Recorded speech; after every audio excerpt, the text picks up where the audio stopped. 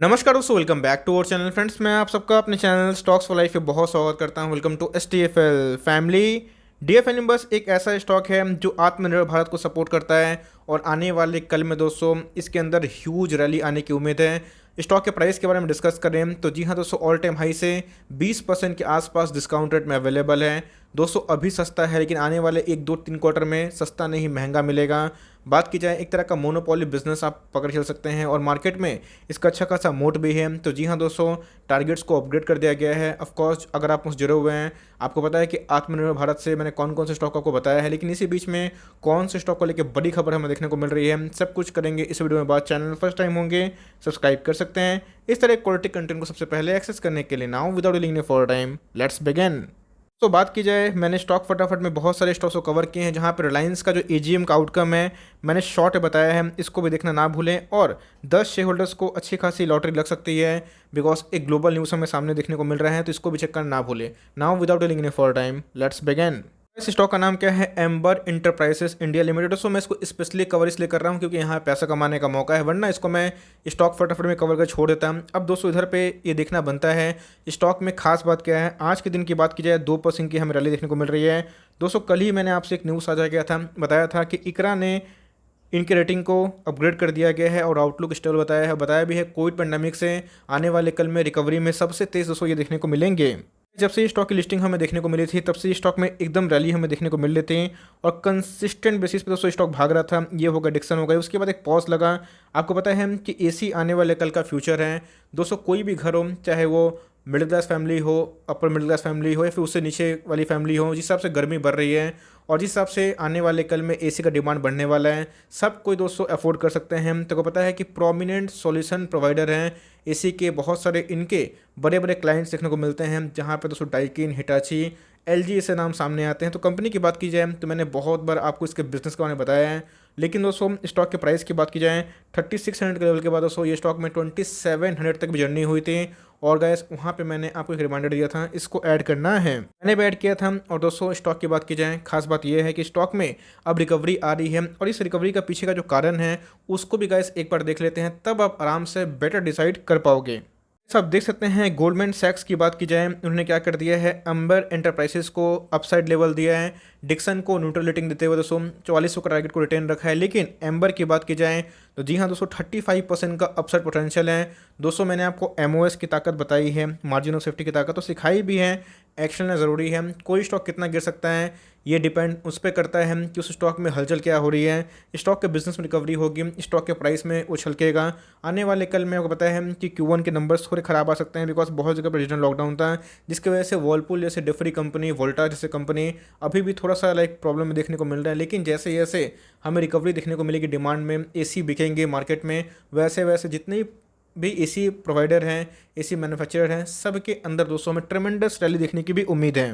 एक बार इनका थोड़ा रैशनल सुन लेते हैं। मैं हमेशा कोई भी जो ब्रोकर हाउस होता है वो जो डाउनग्रेड करते हैं, अपग्रेड करते हैं, एक बार रैशनल देखता हूँ और मिलाता हूँ कि मेरा रैशनल उससे सेम है या फिर नहीं है। मैं आउटलुक दूंगा दोस्तों कि हमें करना क्या है। लेकिन अगर आप देखें, amber enterprise India limited manufacturers AC air conditioner just before the second wave of the pandemic, when the Indian economy had started opening up and there were prediction of a hot summer, the outlook for the stock and industry was very bright. Sector analysts had expected AC sales to grow by 25% this summer. However, the situation summer was completely washed out and hope of those increasing numbers vanished. जी हाँ, Covid का जो second wave का पता है हम कि बहुत ज़्यादा चैलेंजिंग था। फर्स्ट वेव के बाद मार्केट में अनुमान था कि करकराती गर्मी पड़ेगी, लेकिन दोस्तों करकराती गर्मी ने इवन कोविड का प्रहार पड़ा और जिसकी वजह से AC की डिमांड में बहुत कमी आई। अब लॉकडाउन लगेगा तो लोग थोड़े ना AC खरीदेंगे और घर में रहेंगे, वैक्सीन लेंगे, बचेंगे। लेकिन दोस्तों आने वाले कल में आपको क्या लगता है कि AC का डिमांड नहीं बढ़ेगा? ऑफ कोर्स 101% बढ़ेगा। और आने वाले कल में दोस्तों समर हमेशा एक बार आता है, लेकिन हर साल आता है, लेकिन हर साल कोरोना नहीं होगा। हम लोग कोरोना पे आने वाले कल में ज़रूर फतह पाएंगे। और जब गर्मी होगी दोस्तों, जब AC की डिमांड एकदम पीक पे रहेंगे, आने वाले कल में सारे स्टॉक चमकेंगे। और इसी की वजह से जो एक्सपेक्टेशन था कि अच्छा करेगा एम्बर, वो डाउन कर गया। और इसका रीज़न यही है कि लॉकडाउन की वजह से इनके अंदर जो पेन डाउन देखने को मिला और जिसकी वजह से शेयर प्राइस में गिरावट हुई। लेकिन आने वाले कल में दोस्तों इसमें तेज़ी आने की संकेतना देखने को मिल रही है।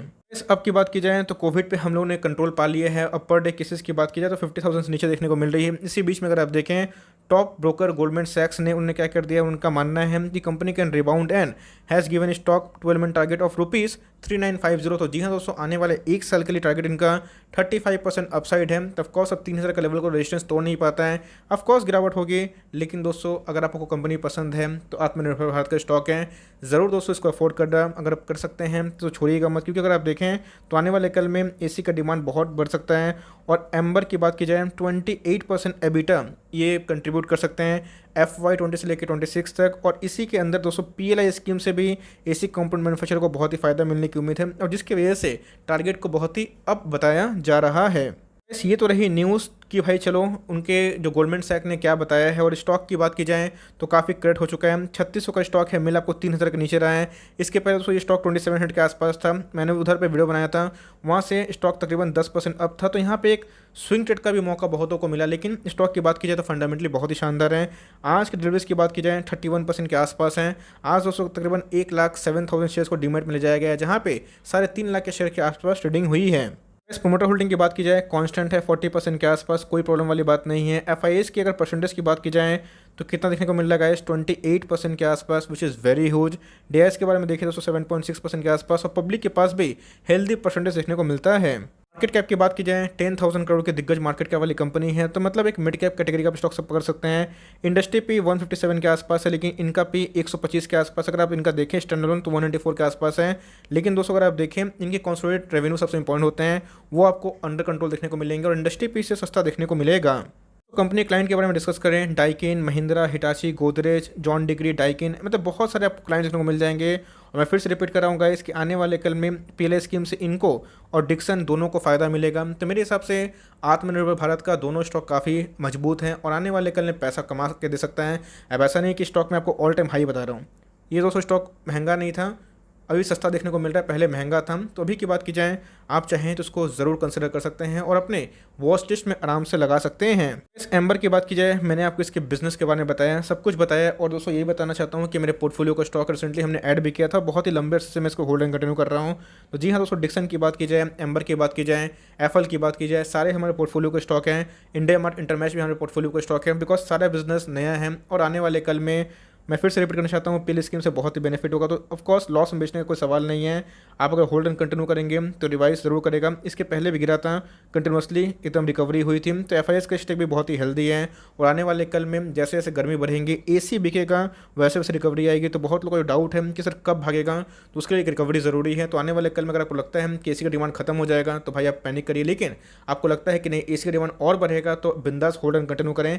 बहुत लोग बोल रहे हैं कि सर फ्रेश एंट्री 2700 के लेवल पे नहीं ले पाए, क्या अभी ले ऑफ कोर्स ले सकते हैं, कोई दिक्कत वाली बात नहीं है। लेकिन अगर 3000 का लेवल को तोड़ नहीं पाएगा, मुझे लगता है कि फिर से एक 3-4% करेक्शन हो सकती है, वो आइडियल पॉइंट होगा। लेकिन 2800 के नीचे दोस्तों वेलकम कर सकते हैं, और चाहते हैं तो 1-2 स्टॉक से भी स्टार्ट कर सकते हैं। वो timing that's and the video. इसको गलती से बेचने की गलती मत करिएगा, और आपको लॉन्ग टर्म में मुनाफा जरूर होगा। आई होप दोस्तों ये वीडियो आपके लिए हेल्पफुल था। कंटेंट से लगा तो लाइक कर दीजिएगा, चैनल फर्स्ट टाइम होंगे याद से सब्सक्राइब करना भूलिएगा। फर्दर कोई डाउट उसको ड्रॉप कर सकते हैं, कुछ तो रिव्यू चाहिए उसका नाम ड्रॉप करना भूलिएगा। I would love to make a video on your demand guys. मिलते हैं जल्दी ही, तब तक के लिए bye. Thanks for watching friends, God bless you all.